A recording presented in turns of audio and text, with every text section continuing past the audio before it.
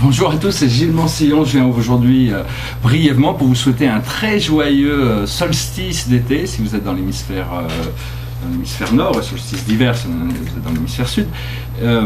Donc c'est vraiment un moment ici en plein été, c'est l'expansion, c'est vraiment, j'espère que vous pouvez profiter au maximum parce que il y a toutes ces énergies qui fait que pendant 2 ans, à cause du nœud de la Lune, le nord du nœud de la Lune est passé en Lion, donc c'est vraiment dans savoir profiter de la vie, l'appréciation, le pouvoir de jouir de la vie de manière sereine, pour pouvoir profiter de tout et le plus librement possible. C'est aussi apprendre à se tourner vers la lumière de son âme, avoir confiance en sa voix intérieure, avoir confiance en ces forces invisibles qui nous entourent et qui nous protègent et qui sont toujours là pour travailler avec nous dans cette bienveillance.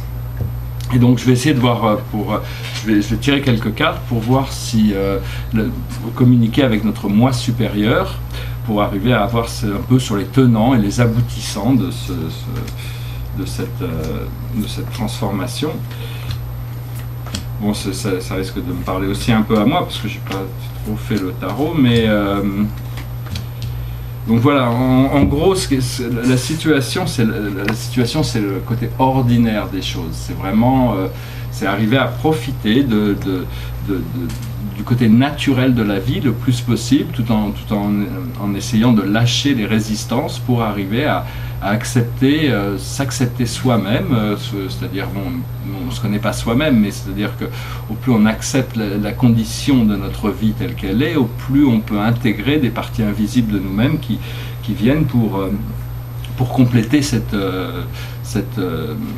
procédé, parce que bon, le fait d'être la conscience unifiée, parce que je parle dans toutes mes vidéos, c'est vraiment le principe, c'est un principe qui vient progressivement, parce qu'on vit dans un monde de dualité, mais c'est d'arriver à reconnaître notre connexion à l'unité doit se faire à l'intérieur, avec notre âme, notre groupe d'âme, avec nos guides, avec notre source, avant de pouvoir faire un avec cet objet, quoi. Je veux dire, il y a d'abord une connexion intérieure, après ça tout le reste, même au niveau des relations humaines, on n'est pas tous connectés avec les mêmes groupes spirituels, et donc mais ce qu'il faut, c'est arriver à travailler tous ensemble pour que ça fonctionne.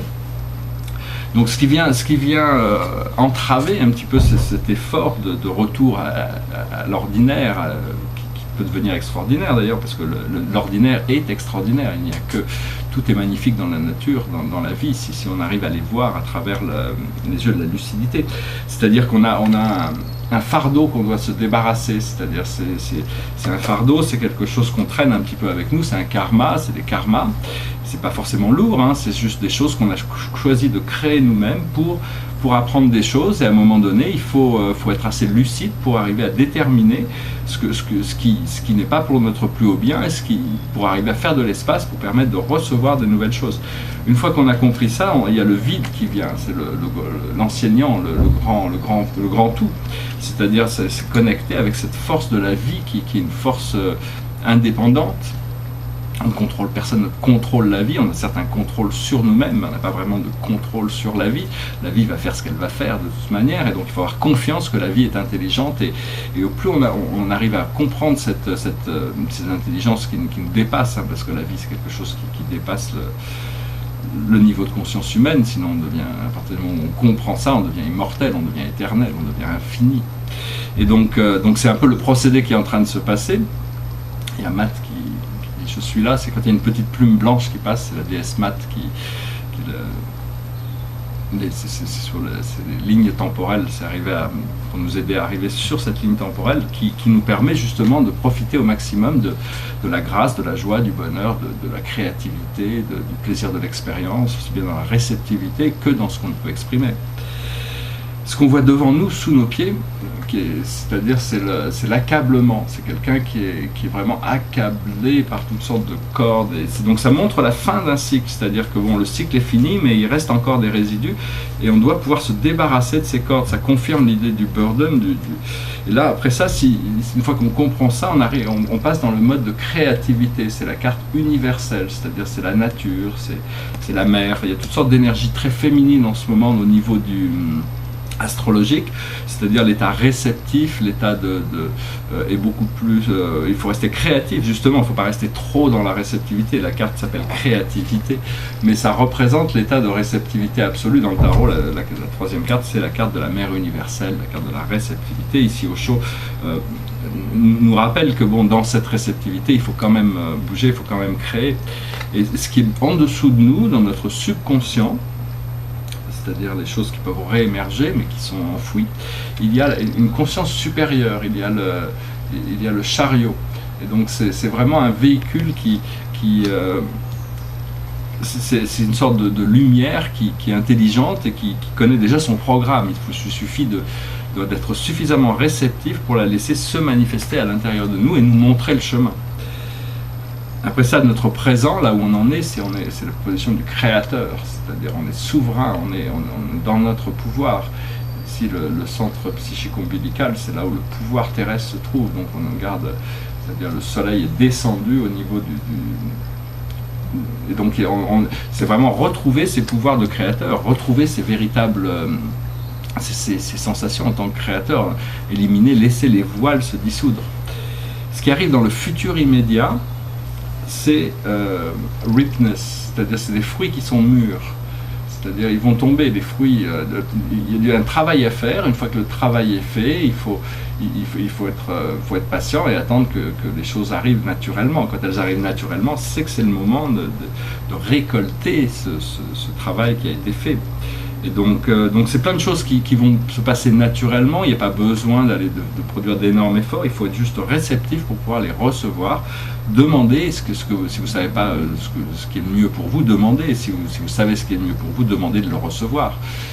Après ça, demandez de vous d'être prêt pour le recevoir aussi. Parce que tout ça, ça doit être coordonné. C'est ce qui se passe généralement. C'est que quand quelque chose est prêt, les choses se passent naturellement. Après ça, la prochaine carte devient, ça représente le consultant, c'est-à dire nos forces à l'intérieur de la situation. Et ici, on a le pendu, New Vision, c'est une nouvelle vision, c'est-à-dire c'est vraiment, on sait que l'ancien, il n'y a plus aucune, tout l'ancien est déchargé d'énergie, il n'y a plus rien dans ces anciennes énergies. Donc il faut abandonner ces choses anciennes pour arriver à s'ouvrir à ces nouvelles forces, ces nouvelles énergies. Et à partir de ce moment où on comprend ça, on fait ça, on trouve le flowering, c'est l'épanouissement. C'est-à-dire c'est vraiment, on arrive à s'accepter, accepter la vie, une manière de vivre qui est beaucoup plus simple peut-être, plus facile, plus gracieuse, moins d'inquiétude, moins de peur, moins de... Ça ne veut pas dire que bon, on va pas. Il y a toutes sortes de nouvelles énergies qui vont arriver, qui vont dynamiser tout ça. Mais bon, c'est pas facile de passer, de faire une transition aussi bien mentale, émotionnelle que physique dans ses habitudes, que dimensionnelle dans sa conscience pour arriver à laisser, parce que pour arriver à atteindre le monde de la lumière, il faut accepter de laisser toutes les choses du monde terrestre.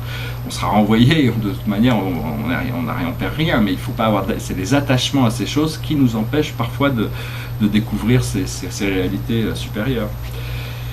Ce qui nous entoure, notre monde, notre environnement immédiat, là nous avons cette magnifique carte du silence, c'est la carte des rêves qui deviennent réalité, c'est l'étoile, c'est le silence, c'est quelque chose d'extrêmement vaste, c'est d'arriver à accepter que tout peut être révélé dans le silence. Et donc c'est là où ça se trouve en réalité, toute la formation, toute la connaissance, c'est apprendre à faire le silence dans notre esprit pour pouvoir recevoir ces révélations. Il n'y a aucune manière d'y arriver autrement, quoi. On travaille juste avec notre source, avec nos guides, avec les anges, avec toutes sortes d'enseignements extérieurs. Éventuellement, la connaissance que l'on récolte avec tout ce travail que l'on fait sur nous-mêmes, c'est le pouvoir de découvrir dans le silence ces nouvelles formes de réalité lumineuse. Et puis bon, tout ce qu'on apprend, des fois on ne le garde pas en mémoire, mais on peut toujours le rappeler, on peut toujours le rappeler, on peut toujours se rappeler des expériences pour retrouver ces connexions avec ces révélations qui ont pu se faire, que ce soit à travers des rêves, ou que ce soit à travers des expériences de méditation, des expériences de rêves lucides, de rêves pendant la journée même. Et donc après ça, dans nos espoirs et nos craintes, dans nos émotions internes, nous avons les célébrations. Voilà, ces 3 grâces qui dansent dans la rivière, donc c'est vraiment la fête, et donc ça c'est très bien de garder ces émotions joyeuses, sereines, prêtes à célébrer la vie à tout moment. Et la clé, l'aboutissant de tout ça, c'est la guérison. C'est la guérison. Les mains sont des puissants catalyseurs pour la guérison, hein, je vais juste dire ça, c'est qu'on a des cristaux éthérés dans les mains, et donc on peut s'en servir pour beaucoup de choses, pour conduire de l'énergie, parce qu'il faut apprendre à travailler avec ces nouvelles énergies pour arriver à cette guérison. Et donc pour y arriver, on peut le faire dans nos pensées, on peut le faire avec nos yeux, on peut le faire dans notre cœur, on peut le faire avec nos mains, on peut le faire avec... il y a toutes sortes de moyens, il faut arriver à voir quel est le moyen, comment vous combinez tout ça pour arriver à pouvoir découvrir ces nouveaux talents qui vous permettent de mieux canaliser toutes ces énergies, ces nouvelles énergies qui viennent du cœur et de l'univers. Voilà, j'espère que cette lecture aura été intéressante pour vous. Je pense que bon, ça répond à pas mal de mes questions là que je pouvais penser. J'ai un peu fini, je crois que j'ai fini ce tableau là, c'est un autoportrait qui représente les 120 planètes principales du système solaire dans ma charte. Et là ce qui est intéressant dans ce tableau, c'est que toute la Terre est enfermée dans une chaîne.